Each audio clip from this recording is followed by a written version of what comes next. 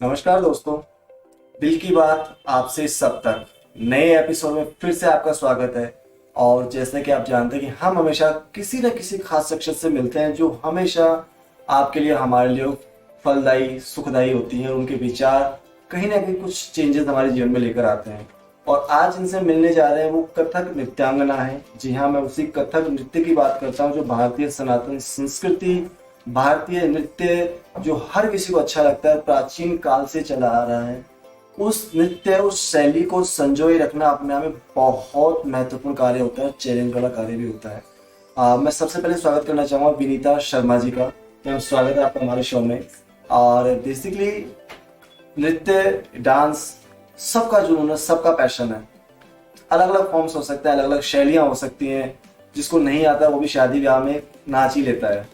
लेकिन कहते हैं ना कि महारत हासिल करके उसको अच्छे से सबके सामने लेकर आना ये हर किसी के बस की बात नहीं होती।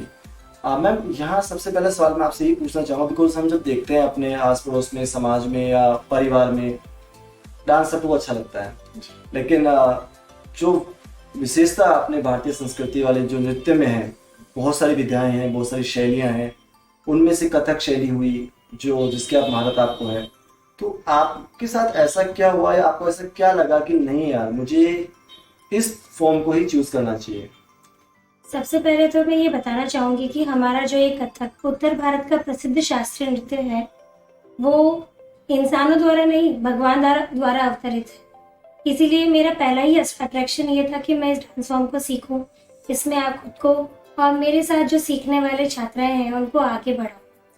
इसको पसंद करने का और इसमें मेरा फील्ड बनाने का मेरा सबसे इम्पोर्टेंट जो भाग रहा है वो ये कि कथक अगर कहीं होता है, मैंने देखा माधुरी दीक्षित मैम को, काफ़ी बड़े बड़े कलाकारों को, बिरजू महाराज जी को, मेरे गुरुजनों को करते हुए देख के एक आनंद की अनुभूति जो लंबे समय तक चलती है। बाकी वेस्टर्न डांस में सबसे खराब बात ये लगती है हमें कि उस डांस फॉर्म में सिर्फ 2 मिनट का अट्रैक्शन होता है। बाकी इन चीज़ों में सबसे ज़्यादा इम्पोर्टेंट यही है कि ये हमारी संस्कृति से जुड़ा हुआ है। प्राचीन काल में मंदिरों से भगवान राम के द्वारा जो कुशीलव थे, कुशीलव गाथा गाई गई राम लव कुश के द्वारा, उनको आगे बढ़ाते हुए ये सीधा मंदिरों में आया। मंदिरों से मुगल काल आए, मुगलों ने इसे दरबार में प्रस्तुत किया, फिर वहाँ से वापस ये प्रतिष्ठित लोगों द्वारा अपनाया गया। और आज इसमें काफ़ी लोग, काफ़ी बच्चे, स्पेशली आज की युवा पीढ़ी इस डांस फॉर्म को बहुत अच्छे से अपनाए। ये बात बिल्कुल सही है कि बिकॉज ये प्राचीन नृत्य शैली जो है, देखा जाए तो वर्तमान द्वारा नहीं बनाई गई, ये प्राचीन समय से ही है। जैसे मैम ने कहा कि स्वयं भगवान द्वारा अवतरित है कहीं ना कहीं। मैम, यहाँ जो बात आती है, जैसे आपने कहा वेस्टर्न डांस आज हिप हॉप, जैज, बहुत सारी फॉर्म्स हैं। और ये इससे हम कह सकते हैं फास्ट डांस भी हम कह सकते हैं कहीं ना कहीं। और आप एक बात बता रही है कि इसके अंदर 2 मिनट का अट्रैक्शन होता है, जी। फटाक से आया और चला गया अट्रैक्ट करके। लेकिन अगर कहीं आनंद की अनुभूति, दिल से अनुभूति है, मन को सुख देने वाला जो नृत्य शैली है वो भारतीय नृत्य शैली ही है। आप जैसे स्कूल कॉलेज में आप देखते होंगे, आपके पास जो बहुत सारे स्टूडेंट्स भी जब आप आते हैं, पेरेंट्स आपके पास आते हैं अपने बच्चों को लेकर, तो ऑब्वियसली बात उनकी क्वेरीज होती है कि मैम आप हिप हॉप हमारे बच्चों को सिखाओ या वेस्टर्न डांस आप हमारे बच्चे को सिखाओ। तो आप उन्हें किस तरह से कन्विंस करती हैं अपने भारतीय नृत्य के लिए? सबसे पहले मैं उनको मेरे पुराने स्टूडेंट्स का एक डांस फॉर्म दिखाती हूँ, जिसे देख करके पेरेंट्स अपने आप ही उसमें मोहित हो जाते हैं और चाहते हैं कि हमारा बच्चा हमारी भारतीय संस्कृति का कल्चर अपनाए, उसका पहनावा, उसकी सुंदरता और उसके अंग भाव, भाव भंगिमाएं, expressions, body languages, personality development इसी डांस के थ्रू आ सकते हैं। वहाँ हमें अपने बड़ों का आदर सत्कार तो सीखने को मिलता ही मिलता है। जितनी भी हमारी भगवानों द्वारा कवित है, कविताएं हैं, उनकी आत्मगाथाएं हैं, उनके बारे में जितनी भी बातें हैं, हम कथक द्वारा रिप्रेजेंट करते हैं। ये बहुत इंपॉर्टेंट बात है। जैसे कि आपने कहा कि हम इस नृत्य के द्वारा सिर्फ नृत्य ही नहीं सीखते हैं, अपने माता पिता, बड़े बुजुर्गों का सम्मान करना भी सीखते हैं, जो मुझे नहीं लगता कोई और नृत्य शैली आपको सिखा सकती है। जो हमारे भारतीय सनातन संस्कृति का द्योतक है, और माता पिता का सम्मान, बड़े बुजुर्गों का मान सम्मान, उनके द्वारा दिए गए संस्कार अगर हमें कहीं सीखने को मिल सकते तो आई थिंक ये हमारी भारतीय नृत्य शैली ही है। मैं एक बात यहाँ जब हम लोग नोटिस करते हैं, देखते हैं कि स्टेज आजकल बहुत सारे रियलिटी शोज चल रहे हैं, टीवी चैनल्स अथाह भरे पड़े हैं इन शोज से। तो वहां पर जब बच्चे परफॉर्म करते हैं तो उनमें कंपटीशन की भावना भी आ जाती है कि यार वो विन हो गया, मैं विन नहीं हुआ। तो कुछ बच्चे डिप्रेशन में चले जाते हैं। पेरेंट्स भी सोचते हैं कि यार मेरा बच्चा विन नहीं हुआ, पड़ोसी का या जान पहचान वाले का बच्चा विन हो गया। तो ऐसे बच्चों के लिए या ऐसे पेरेंट्स के लिए आप क्या कहना चाहेंगे बेसिकली? ऐसे पेरेंट्स और ऐसे बच्चों के लिए मैं यही कहना चाहूंगी कि अपना 100% देना सीखिए। परिणाम चाहे जो भी हो, अच्छा बुरा, वो मायने नहीं रखता है। आपने अपने डांस फॉर्म को या अपने काम से 100% देके खुद को कितना संतुष्ट किया है, वो सबसे ज्यादा इम्पोर्टेंट रखता है। ये बात तो कहीं ना कहीं हम सोचने वाली बात भी है कि हम जब परफॉर्म करते हैं तो बेसिकली हमारा मेन फोकस हमारी परफॉर्मेंस पे होना चाहिए, हमारे 100% देने पे होना चाहिए। मैं जिस लाइक अभी हमने लास्ट टाइम भी देखा भी, यहाँ पे जयपुर में भी काफी शोज होने लगे हैं आजकल। खैर इंडिया, दिल्ली और मुंबई में तो काफी शोज होते हैं, बट जयपुर में भी बड़े बड़े शोज आज होने लगे हैं। मॉडलिंग शोज हो या डांस शोज हो या एक्टिंग को लेकर हो। ऐसा माना जाता है कि जो भारतीय नृत्य है, जो अभी नई जनरेशन आ रही है, उसके लिए और आउटडेटेड फॉर्म हो चुका है कि यार ये तो आउटडेटेड, हमें नहीं करना है, नहीं अपनाना है। हमें तो ये जो वेस्टर्न डांस है या जो बॉलीवुड फिल्मों में हम जो डांस देखते हैं उन्हीं को अपनाना है। तो क्या आपके द्वारा या आपकी टीम के द्वारा ऐसा कभी प्रयास किया गया बच्चों को काउंसलिंग करने के लिए कि नहीं यार आप थोड़ा गलत हैं? ये मैंने काउंसलिंग भी की, पेरेंट्स को समझाया भी। और इसमें देखो सबसे इम्पोर्टेंट बात ये होती है, अहम मुद्दा जो ये है कि पेशेंस बहुत ज़रूरी है स्टूडेंट्स को सीखने के लिए, और पेरेंट्स को अपने बच्चों को सिखाने के लिए धैर्य की बहुत ज़रूरत है। क्योंकि डांस फॉर्म ऐसा है जो ऐसे नहीं आता क्विकली, इसमें बहुत डिसिप्लिन होता है, कॉन्सेंट्रेशन लेवल की बहुत ज़्यादा इसमें ज़रूरत होती है। और सबसे इम्पोर्टेंट कि इस डांस फॉर्म में सिखाने के लिए पहले गुरु को भी अपने आप को मॉडिफाई करना पड़ेगा आज की जनरेशन और आज के कल्चर को लेकर के, और अपने जो डांस फॉर्म के कल्चर को लेकर के बच्चों को सिखाना पड़ेगा। क्योंकि आजकल बच्चों में पेशेंस लेवल बहुत कम है, धैर्य तो बहुत कम है, कि उनको ये लगता है कि धीरे धीरे सिखा रहे हैं, कर नहीं पाएंगे, हम लोग को तो वेस्टर्न में जाना है। लेकिन जिनमें पेशेंस है तो वो इस डांस फॉर्म को इतना नेशनल इंटरनेशनल लेवल पे लेकर गए हैं।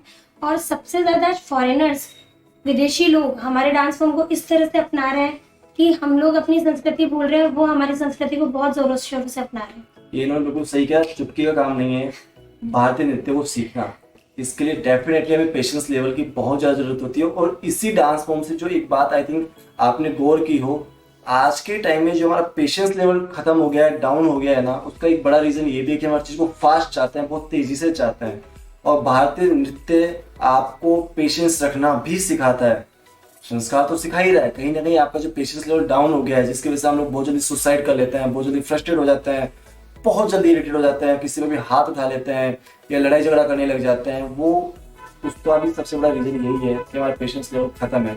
और भारतीय नृत्य वो पेशेंस लेवल भी आपका डेवलप करता है। मैम यहाँ एक सबसे बड़ा सवाल जो आज के टाइम में हम लोग देख रहे हैं युवाओं को लेकर, जो करियर ओरिएंटेड है या पैशनेट है अपने अपने करियर को लेकर, और इवन फिल्म इंडस्ट्री या एंटरटेनमेंट सेक्टर जो अपना है, डांस, एक्टिंग, मॉडलिंग, बहुत सारी अपॉर्चुनिटीज है फिल्म इंडस्ट्री के अंदर।